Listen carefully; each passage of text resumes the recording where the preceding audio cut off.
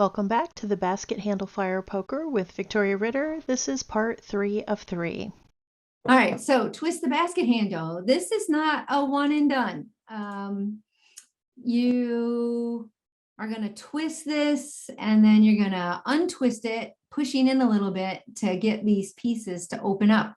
I have a handle like this where I just took a regular monkey wrench and actually welded another broken monkey wrench to the end of mine. So I have 2 monkey wrench handles on it, but you could just do plain bar and make yourself up a nice twisting wrench. What's nice about it is you can grab both sides and be real even about it as you go to twist this around.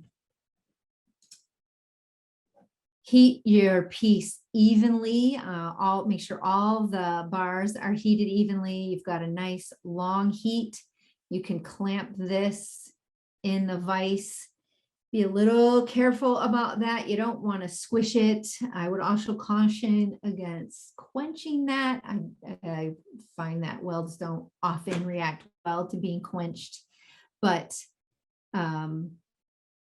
it doesn't need a lot of force. Just be careful you don't squish this in the vise, is all I'm trying to say. And then start your twist at the end of where the basket is joined together. Just turn it around and around till you have a nice twist. Don't twist so much that these jump the tracks. That's going to be hard to recover from.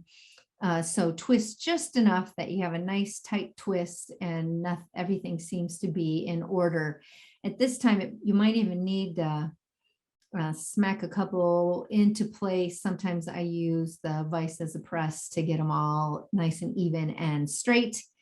And now you're going to reheat that whole thing, put it back in your post vise, reapply the twisting wrench, only this time apply some force towards the vise to open this handle up again a little bit. If everything happens nice and evenly, like it looks like it did in this picture, great. That might not be how it works. In fact, very rarely does it work like that. Take a screwdriver or make a screwdriver-like thing to gently pry these bars so that they're all even. Make sure the edges of this are all rounded so there's no galling. And it might even help to cool off some of these with a watering can of some sort with a spout where you can direct what cools. That's kind of worked for me. I usually find that if I just keep reheating, twisting, untwisting, I get to where I want to be.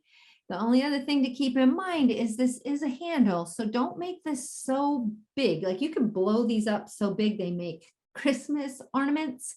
That might not be as comfortable to hold on to unless you have humongous hands. So keep in mind, you really only want this to be about 1 inch wide and you're starting with a 1/2 inch. So opening this up just a little bit is the best way to go. So twist, untwist, fix it with a screwdriver with rounded edges, and you should come up with a pretty nice handle.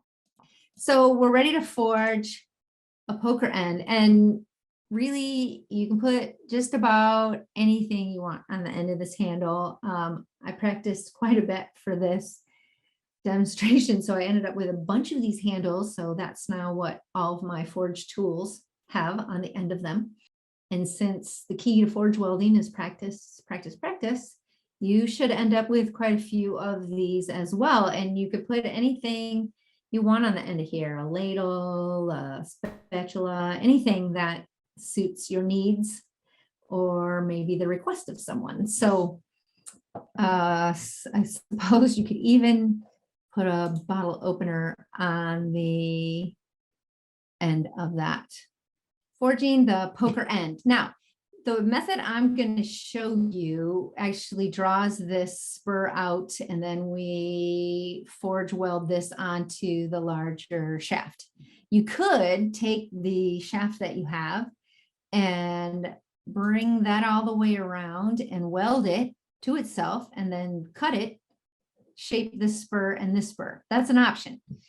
I'm going to show you a method similar to the one you would use to draw out this tine for your scrolling wrench. So it's nice practice with that technique. And it makes a little heftier base here. That transition looks a little nicer.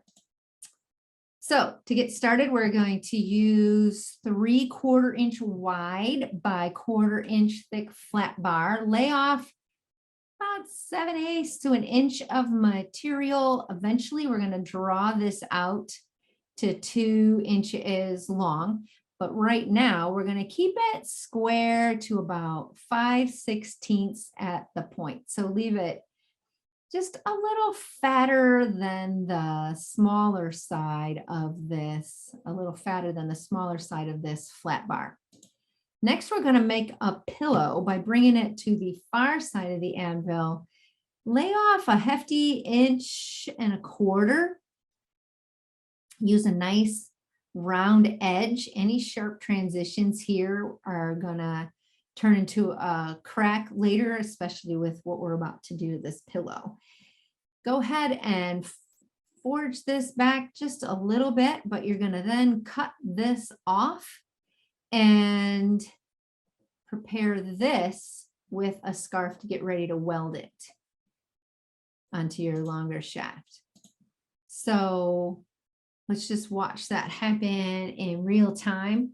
We're laying off that 1.25 inches, keeping it almost a parent stock, but just a little proud of that. Square that up and then make your pillow 1 inch, 1.25 inches laid off that far end. Go ahead and cut off that bar.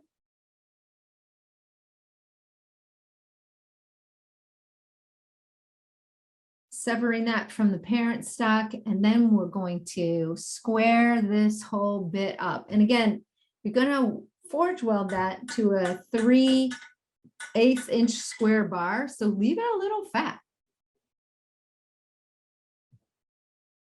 We're now ready to draw out that inside tine. So the tine that's going to be the outside, that one that you started with to draw all the way out to 2 inches, goes down in the anvil on a backer plate. This backer plate is just some wide flat bar welded to some angle iron. Got 2 angle irons here. That keeps this bit right here from being galled on your post vise and keeps everything nice and straight. You're going to take a fuller tool and start to push this pillow out into a long tine. Don't aim your fuller this way. That's just going to make this too skinny. We want to leave it about the same width as this or a little fatter. So make sure that your fuller is as straight up and down as you can get it. Normally, this would have been forged into a square, but just so that you understand which bit goes into the post vise, this was left fatter for the photo. So the pointy bit that you started with is what goes down in the post vise. This is the part we just severed from the bar.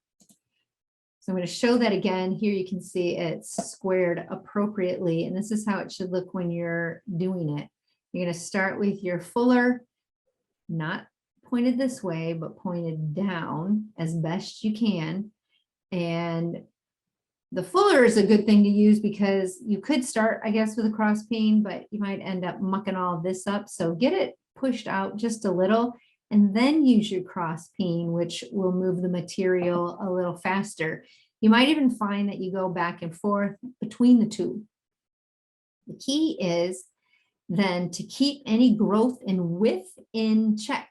But when you check the growth in width, this is going to get bent past 90 degrees, which will create a little crack in here when you come back to this step, because you're going to go from this to checking the growth and width a couple times. So make sure this is the bit that's down in the post vise. So make sure that this is not going past or bending more than a 90-degree angle. So when you dress the swelling, you're going to need to address that angle. And you can either do that by laying this flat on the anvil and hammering back this way, or you could put this in a post vise. Maybe have two because you got your backer plate in the other one. Use a little set hammer to smack that back because you can see this got to be less than 90 degrees here. Continue on in that vein, fuller cross peen, till this tine is drawn out about an inch long or however you want it to be, being sure to keep this bit fat so that that transition looks a little nicer, and keeping this in line with the parent stock or a little thinner.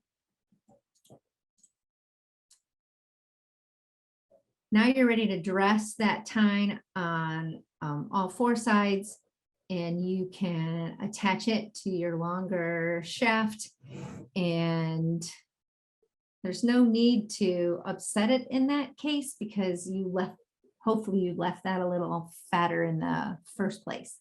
We're going to draw this whole thing down to a 5/16 inch or so square cross section so that we have a nice shape there. So let's watch a quick video. So we've got our backer plate. You can see the two angle irons there pretty clearly. We start with a fuller as straight up and down, as vertical as we can get it.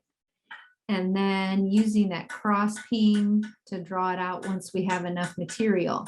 Keep that growth and width in check or it will run away from you. And this 90-degree angle, make sure that that's not got any gaps forming in the bottom here or it will crack.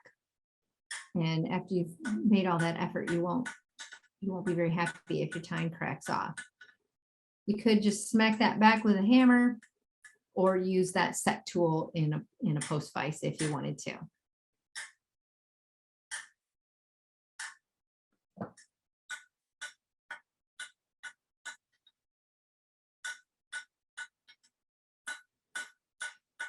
Draw out this very tip to that 2 inches with a nice taper. And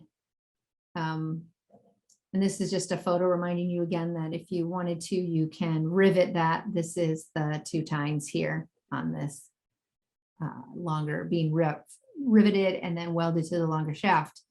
So to get to this shape, it's easiest to show you the steps with the shape in place. So you're going to take the bar, these will all be straight. You're going to take the bar, first hit it on that edge closest to this inside tine, get this curve, turn that around, hit it again, turn it around, hit it again. That gives you that nice S shape. And then take it from underneath